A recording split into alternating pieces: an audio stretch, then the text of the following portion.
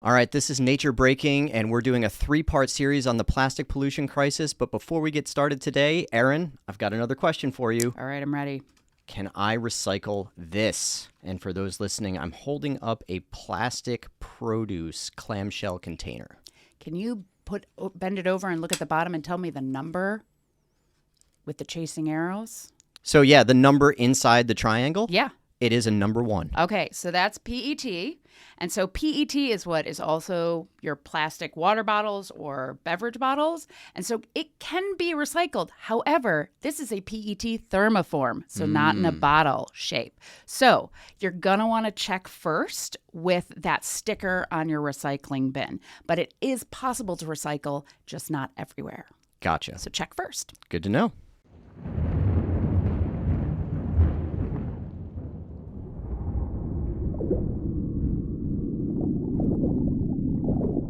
I'm Seth Larson.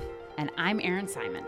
And this is Nature Breaking, a World Wildlife Fund podcast. And today you're going to hear part 2 of Unwrapped, the Plastic Crisis, our special 3-part miniseries on the plastic pollution situation. And today we're going to be talking about the present. We're going to focus on what's going on today and what we're doing to solve it, what is actually working and what's not. So how can we take action that will help us to solve this problem at scale? Love it. Let's get into it. So, Erin, last episode, we went back to the beginning and we talked about all the things that led us to this present moment of plastic pollution seemingly everywhere in our lives. Today, we're grounding ourselves in the here and now. That's right. This episode is going to really look at what we're trying to do right now as we grapple with this whole set of solutions that we can potentially put into play.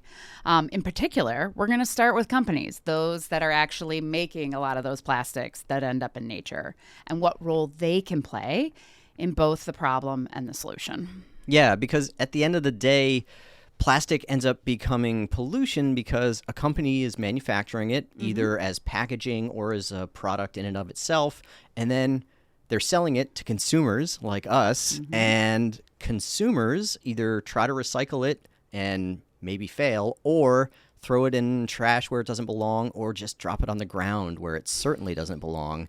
So we're going to get into some of the ways that companies can be a part of helping to address that problem. Exactly. And companies have a role in the entire process, right? They kind of sit in what we consider the beginning of a supply chain. Yeah. But if we move to recover these things, they have multiple roles in that, right? And so the choices they make in how their products are designed not just for this first use, but for hopefully more uses, and how they can communicate with their consumers, that's going to all make a really big difference as we move forward. Yeah.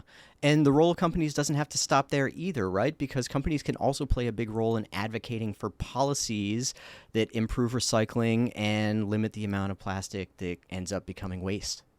I think that's really important, and where our guest comes in, because I think a lot of companies, as we started working with them on this issue, realized that they couldn't do this without partnering with the government to put those policies in place. And so we're joined today by Jeff Bezzo from SC Johnson. That's one of the world's largest household product companies.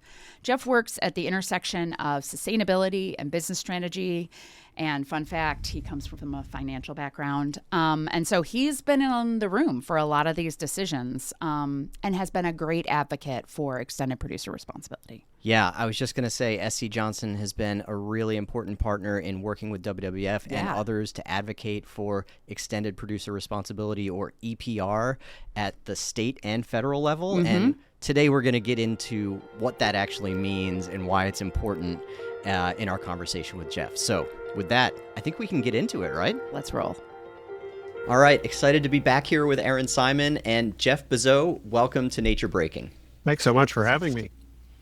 So Jeff, SC Johnson has been around for over 100 years. I think it's something like 130 years now. And everyone's going to know the brands that you produce, from Ziploc bags to Windex cleaner. But the conversation around plastic packaging and corporate responsibility has really changed a lot just in the last handful of years. Can you walk us through how SC Johnson has been thinking about its role in the plastic pollution crisis and what it actually looks like to try to make changes in a company that operates at your scale? Yeah, sure. Sustainability has always been one of our pillars of our strategy, but I would really say that things got kicked off when we were a signatory to the Ellen MacArthur Foundation 2025 commitment. That really set things in motion as far as, plastic reduction, PCR use.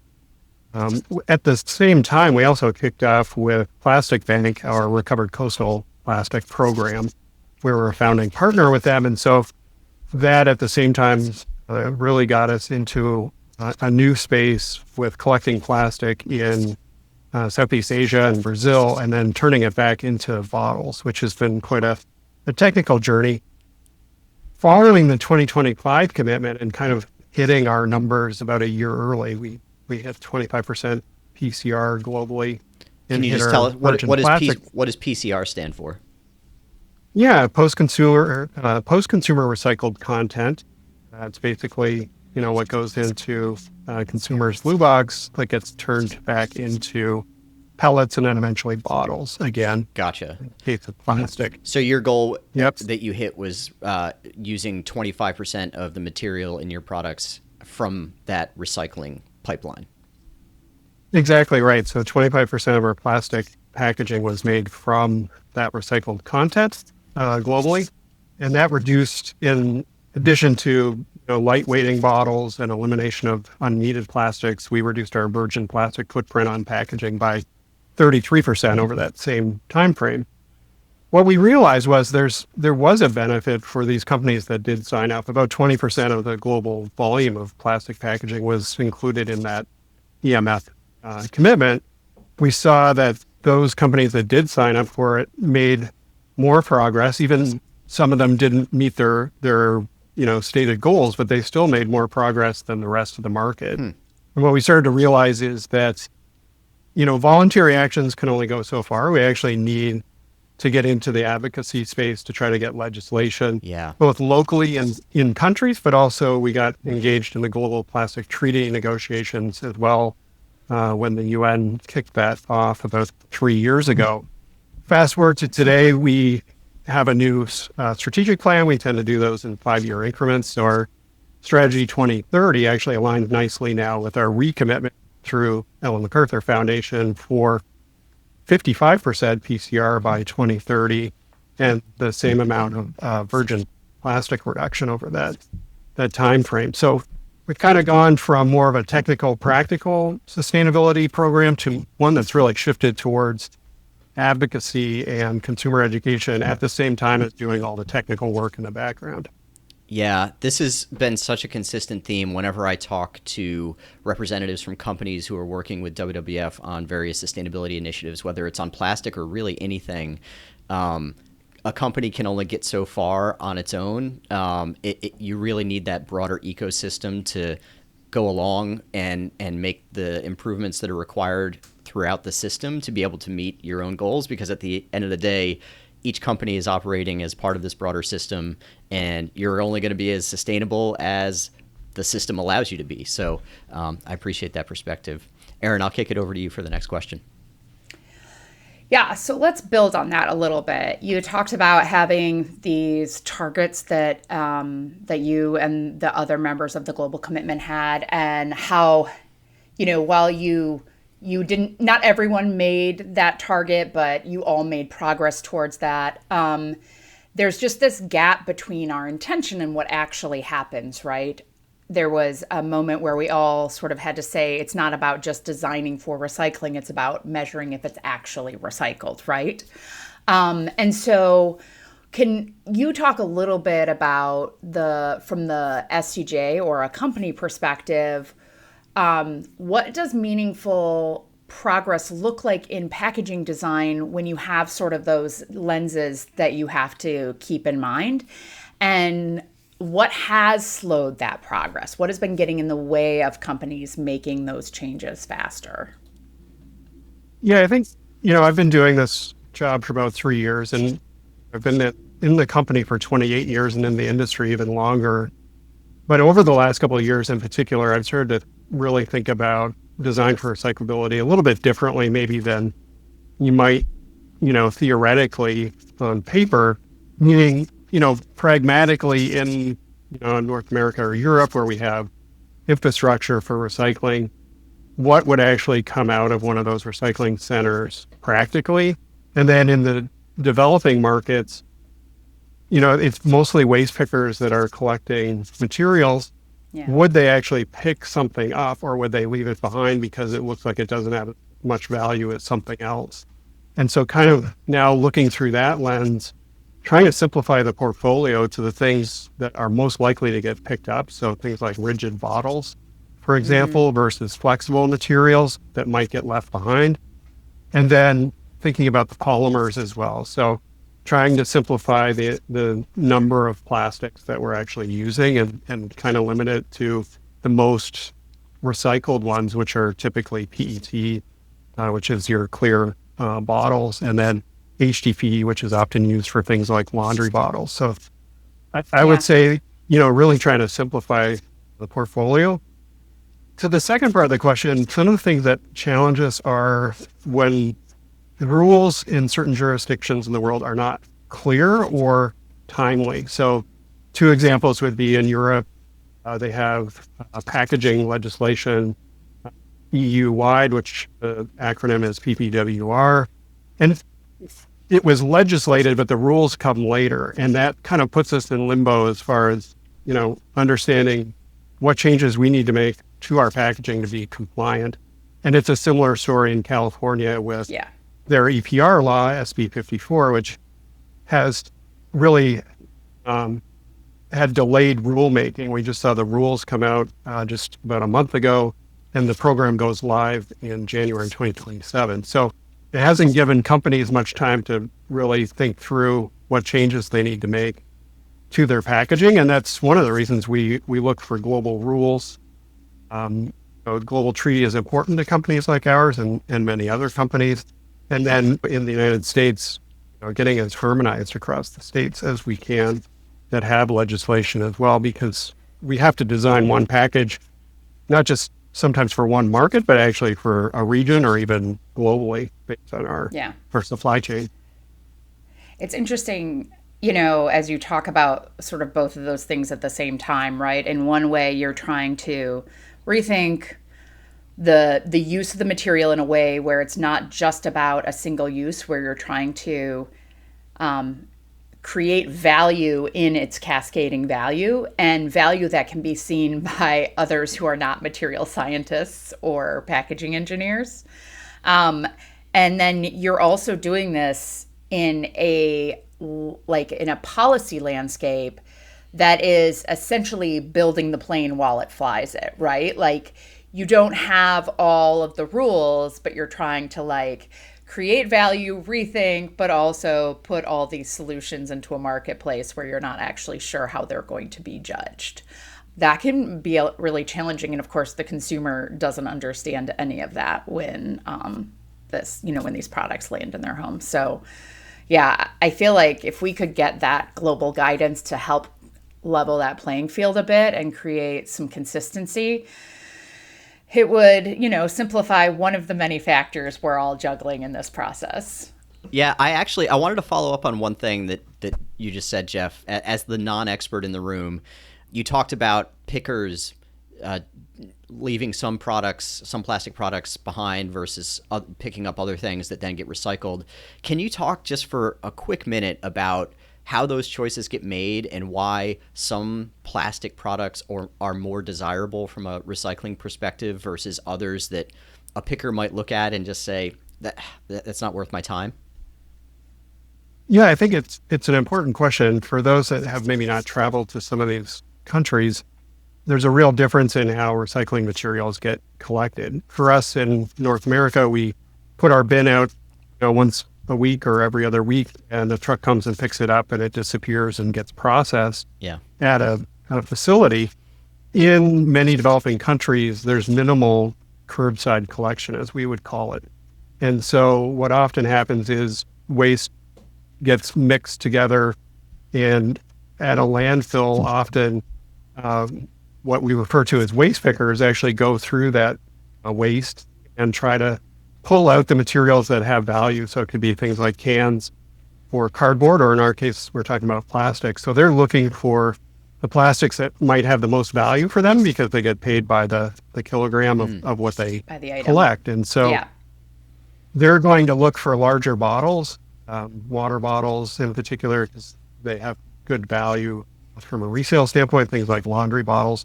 Other materials that might be lighter or harder to collect, or they might be soiled, like flexible plastics often get left behind. And so really thinking through what practically gets collected in, a developing world and a developed world is important. Can I build on that just a little bit? Like it's almost like it is the linchpin to solving this crisis, however, because if you look back to why we have all this plastic entering nature, it's because we have limited and lacking waste infrastructure. And waste infrastructure is collection. So that could be formal, like the trucks that pick up our bins. It could be informal, like the folks in Indonesia or Vietnam who are going around and choosing what they take to a buyer of that material. And then it is the next step in it is processing or recycling or reuse, which is like the facility with the equipment that can do that. And that requires investment to happen. But when we don't know what the design requirements are for all of those products shipping all over the world, it's really hard to get an investor interested in paying for a facility in a certain place because they don't know if there's going to be something coming into that facility that provides a viable product or a product that somebody will want to buy on the back end. And so, again, it comes back to this need for some global alignment around how do we make these things? What should be the rules that allow us to design them so that wherever they end up, if SDJs, Ziploc bags end up no matter where, like there's a way, and that's probably not a great example because that's not something that's often recycled, but like it wherever it ends up, they know how to manage it to cascade that value again and again. And Well, speaking of policies and getting more uniformity around some of these practices. Jeff, you mentioned a minute ago EPR, which stands for Extended Producer Responsibility. And Erin and I have talked about this before. It's basically this idea that companies should bear more of the cost and responsibility for what actually happens to their products after use. So if someone buys a bottle of Windex cleaner and uses all of the Windex in that bottle to clean around their house, SC Johnson should, by this theory, have some responsibility for what happens to that empty Windex bottle when the consumer is done with it and puts it in their recycling bin or whatever. Some companies have really been resistant to this concept. Others have really leaned in. And I'm curious where SC Johnson stands and how you're thinking about EPR as a tool for driving real change versus potentially adding more regulatory burden that you have to deal with. Yeah, it's a great question. We are very supportive of EPR programs. I like to think of them as recycling regulation, although that's maybe too much of a broad term. But we are supportive, especially for those that are operationally efficient and allow the producers to have a voice through, usually a not-for-profit gets set up called a producer responsibility organization, and that is run by producers as board members and ensures that the materials that we're putting out into the market get the right investments to actually get collected. So we look at models like British Columbia that has a fully producer-funded system with about 80% recovery rates across all their different packaging materials. But it's not a new concept. It's been around in Europe, especially in countries like Germany and Belgium for decades. But for the U.S., we just saw the first EPR program launch in Oregon last summer, and then we've now got 7 states that have legislated here. We're engaged, in the U.S. obviously, but around the world. So we are very active in places like Indonesia that is in the midst of legislating EPR. And I think one of the things the Global Plastic Treaty did when it kicked off about 3 years ago was really got countries thinking about this concept.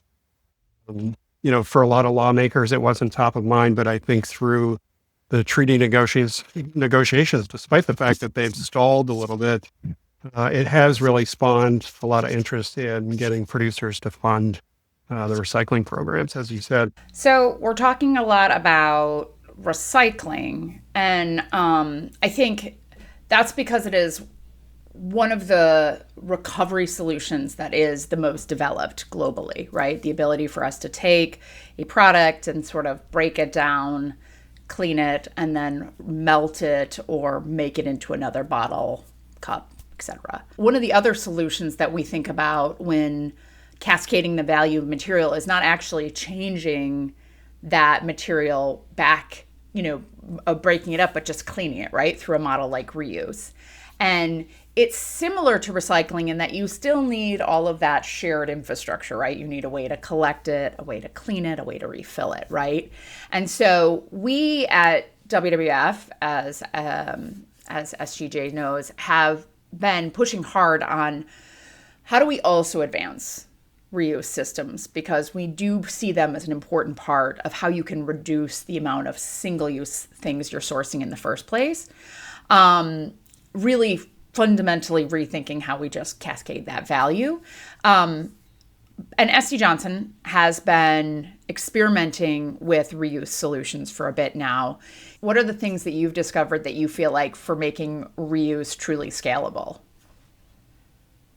Yeah, when you go back in time, we've had refill systems around for quite a while, and I'll talk about the three different versions of that we have. But when I step back from all that work that we've done, three factors really come into play when consumers choose a refill product over a single use. One is it's got to be efficacious. It has to work as they expect it to, just like the single use version would. It's got to be relatively convenient. We know that usually refills require the consumer to have some additional interaction, but to make it as convenient as possible really helps. And then the last piece is value. The consumer often wants to see a value per ounce or per milliliter because they're doing some of the work themselves. And so sometimes for companies, it's hard to hit a value equation for refill systems, especially because they're not often scaled to the extent that single use is. So now I can talk about the three different systems and get into what's working and maybe what opportunities we have in the future. We do about 11% of our plastic volume is done through refill systems. So the most common ones are actually things like a dish soap or hand soap that you might buy a 1 liter refill and refill a vessel at home. Brands like Windex do, about half the volume, liquid volume in actually a refill format. It could be a 1 liter or 5 liter that you refill your trigger product with. The appeal for the consumer might not be sustainability, it's usually value. So when you offer a larger size, you offer a discount per ounce, which is attractive to a broader consumer set. So that format has been widely adopted, and we've been very successful with that refill system. It does reduce plastic because the refills don't have a trigger, which is a large portion of the plastic that's used in a single-use trigger or hand soap type product. And even the bottle itself can be lightweight. Can I pause you for a second? Yeah. Those triggers are also, they have so many different components and types of plastic. They're also really problematic for recycling, right? So it's ideal to have those be the reuse element.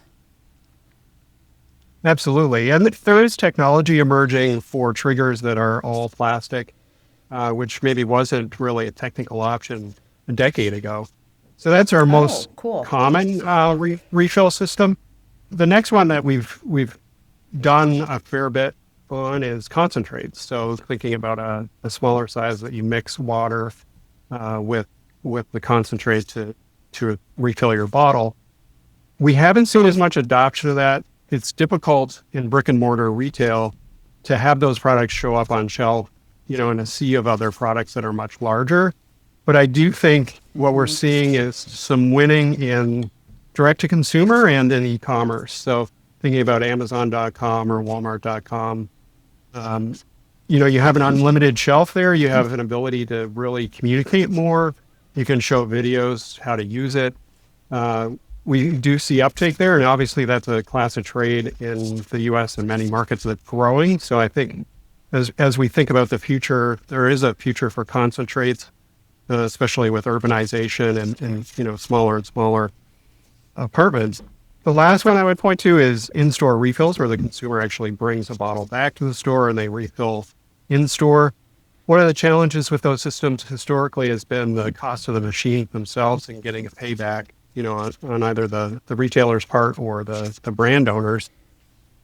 Surprisingly, the old bag and box that we've had in Europe under the EcoBrew brand for more than a decade has actually continues to do fairly well in sort of health food type stores that are catering to a more green consumer. Doesn't require any upfront cost for the retailer. And so, there's no challenge with that payback. So I think, a takeaway from all of this is we have to meet consumers where they are. Not all consumers are looking for sustainable products. It may be a benefit that they want to have, but they're more interested in value. And if that's what they're after, then we need to meet those consumers and offer them the value that they're looking for. That's super interesting to me. And again, as the novice here, I increasingly see the option of these refill products, particularly in different cleaning products on store shelves and online. And I have, I've got like the bottle that with the trigger and I've got the bigger bottle for the refills. And I know, like, intellectually, in theory, that creates less plastic waste, but hearing the explanation about the problem of the trigger device and how that's such a big use of plastic and also problematic for recycling is super helpful for me to understand, like, how this all works. And that problem of educating consumers about the use of the concentrate is super interesting also. And the problem of seeing the small bottle on a shelf next to a larger bottle, super interesting problems to work through. Hopefully people listening to this will learn something new today. And if they see that as an option, maybe thinking about using it. Jeff, my next question I wanted to ask, on the business case behind all of this from your perspective. There's often this narrative that sustainability is good for business, and sometimes it is. We hope that it is at WWF. I suspect it's not always that clean and simple from your side of things. So I wanted to ask you to talk about some of the honest tensions that might arise when sustainability goals bump up against the cost pressures and consumer expectations or competition within your industry and some of the other priorities that your company has to consider. How do you navigate those tensions internally? Yeah, I think I'll start with the consumer first, because whenever we have a sort of ingrained product and behavior in a market, it's always a bit daunting to then change their packaging format and try something different. So a good example is we're thinking about how could we move out of flexible packaging, especially in Latin America, where product format that's common is called a doy pack, but it's a flexible packaging that holds liquid, usually cleaner, just soap, that sort of thing. Very common format, but often doesn't get recycled. Again, back to the earlier conversation, the waste pickers might ignore it and go for a bottle. So we actually did a test market in Mexico with a lightweighted bottle to replace that flexible package in order to see what the consumer uptake would be. Would they find it? Would they understand that this is the same product they've been buying for years in a different format? Do they like it? We're often looking for, at the same time, can we get a new consumer benefit? So, an example in this case was it's reclosable, whereas doy packs often they're using a clothespin to sort of close it and save product for the next time. And so we're thinking about consumer benefit alongside sustainability, because we really want to make sure that, these products have stickiness in the markets. So that's the consumer side. The financial piece, it's important when projects kick off to make sure that you set up the right parameters up front in terms of what success looks like, and then have a governance system where if something's off track, so maybe the profitability isn't where it needs to be for this new format, leadership can get engaged when they need to make a call on, are we going to do it anyway because it's the right thing to do and we think with scale, we'll be able to make it work? or do we need to rethink, a different option and go down a different path? So I think having those governance mechanisms in place has been super important. It's definitely hard to manage all the trade-offs of that, but I think it's really helpful to sort of get like the consumer's perspective on those things. So it's always interesting to see what, how their behavior, how much openness there is to them adopting sort of that new format. Especially when for them, it might not be, like you had said, it might not be about a sustainability thing. It might just be about value, or it might be about ease. And so trying to figure out what it is that drives them in those decisions. All right, as we wrap up this episode. To the consumer. Oh, yeah, go ahead. Yeah, go ahead. And sometimes to the consumer, it doesn't look like maybe it's a more sustainable option because they don't understand the end of life. So we might be adding some plastic, but giving it a much better chance to get recycled, so even just educating the consumer on, yes, this is more plastic, but it's using 100% post-consumer recycled content, and it can be recycled and have another life. So it's a complicated area, really. Yeah. What an irony. The move to all of these flexible pouches and multi-laminate pouches was a packaging reduction target, in many cases a big driver for that. And it really moved us into this whole category of products that cannot be recycled. And now we're trying to back out of that with the same target of reducing plastic, but making it more recyclable. And yeah, the consumer doesn't understand any of that dance. So it's really, it's fun. All right, so I'm going to wrap this episode up on what is going on currently in this space. And as you can tell, there is a lot that's going on, and a lot that companies are having to juggle. For somebody who's listening in this and maybe who's working in sustainability, maybe has a role similar to yours, Jeff, or is starting to think about what their company could do and what they should be doing, what would you tell them? And what would you want them to understand as far as what's meaningful corporate action? And then I think at the end, I will wrap with a second question to this. So I'll let you answer this one, and then I'll put a second piece on that. Yeah, I didn't mention in the past, I mostly worked in finance. And my last job before this one, I was CFO for one of our divisions. And our sustainability leader was having trouble getting some projects launched. And she came to leadership and said, I really need an executive sponsor that can help make these projects get the light of day that are needed. And that's really how I started my sustainability journey, even before this job, was being that sponsor. And I think that's important to have a conduit to leadership on a regular basis. And then the other piece that I think was super important was, you can't have sustainability be an afterthought in your new product pipeline. Every company's got a pipeline. Some of it is, really innovative stuff. Some is more for compliance or graphic changes. All those projects are taking up resources, and you don't want to go back after things launch and then lightweight them or then add, post-consumer recycled content. You want to think about that upfront when projects launch. Yeah. What are we building into this from a sustainable packaging perspective? And then I mentioned governance earlier. There has to be a mechanism where if something's not on track from a sustainability standpoint, there's a forum with leadership where those trade-off conversations can happen. And sometimes sustainability might have to take the backseat, but in many times it, continues the journey that you're looking for, and ultimately comes to fruition in market. And that's what we're all looking for. Those would be the things I would point to. Yeah. Yeah.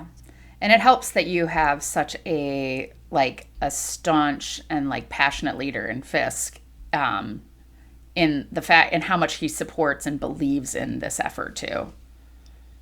Yeah, I don't take that for granted. I'm lucky, with a private company that has a chairman that does a lot of the work himself.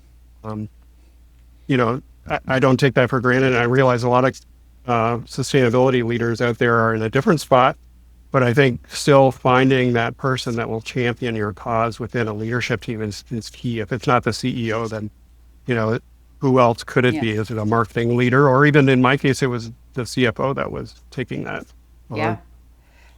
Yeah, these days, making that economic case for these changes is really powerful. So I think I think your expertise is absolutely helpful. All right, so as we wrap up here, what is giving you hope, right? What is making you feel like this effort to move fast enough, for the industry to move fast enough, has potential and will see reality? I think the biggest thing that has changed in the last, I would say, 3 to 5 years has been the amount of companies that are now coordinated and working together. If I think about the founding members for the EPR programs here in the US, or some of the trade associations that now have strong membership that are pro EPR, and not just voicing it, but actually getting involved in helping move us forward. So I've never seen that amount of coordination. I mentioned I've been in the industry for over 30 years. Often competitors are not working together for good reason, obviously. But in this case, from a legislative standpoint, I've really seen companies come together, not just in the US, but around the world, trying to drive change in recycling programs. Yeah. It's been really powerful. I would say that is the same thing that keeps me hopeful, is the fact that we've seen that collective engagement in a way, everybody's sort of heading for that same North Star, where we all want to contribute sort of our unique gifts to shifting that linear system into something that's a bit more circular. So well, we really appreciate that that your role in this, your partnership with us on that, and the efforts that SC Johnson is making to try to contribute to that system also in a positive way. Thanks for having me, and thanks for the continued partnership as well. Yeah. Thank you so much for your time today, Jeff. This is a great conversation. All right, that was an awesome conversation with Jeff. And Erin, I'm dying to know, what are 1 or 2 big things that you are going to take away from that? I am so excited about the momentum that is building around harmonization. I cannot tell you how far we've come in the past few years. And EPR is now in 7 states in the US. That's something that if you would have asked me in like 2019, I would have given you a solid no for. So the fact that we have that, and we are thinking really about efficiencies and how we can harmonize to get there, that's pretty exciting. So what did you learn from it, Seth? So I thought it was really interesting to hear how companies like SC Johnson have to think about the ways that consumers might respond to some of the decisions that they're making, because it's not enough for a company to just make a product that is more easily recyclable or that uses less plastic. Right. They have to sell those products to consumers and also communicate to them about how they're supposed to use them or recycle them. So I loved, for example, the story he told about looking into using a concentrate product for a cleaning solution that would come in a smaller bottle, and you add water to it to actually use it as a cleaner. The bottle would be much smaller that they're selling. Sounds great, but if you put that on a shelf next to a competitor's product that is 4 times bigger because it's not a concentrate, then a consumer might just naturally gravitate to the bigger thing, right? Yes. So thinking through those challenges was something I've never thought about, but I really appreciate, from the consumer side of things, just learning about that, and gave me more to think about next time I go shopping. Yeah. It comes back to that old saying, we don't always think about the entire world and perspective that others are coming from. And so it really helps to shine a light on the role that all of us as consumers have to play in solving this problem and the choices we make, right? So I think we're going to leave it there today and be back for one more episode. One more episode. Next 2 weeks from now, we will be talking to Carissa Cabrera for our 3rd and final episode of this miniseries. Carissa is a marine biologist and a climate activist, and she is sounding the alarm to a whole new generation of people about the importance of keeping plastic out of nature, particularly out of the ocean. she's also built a huge following on social media and really generated a lot of momentum to the people that she's reaching. So she's going to talk to us about what the future could look like if we get things right. Yeah, let's end on a positive note with that. I'm looking forward to it. See you then, Seth. See you then.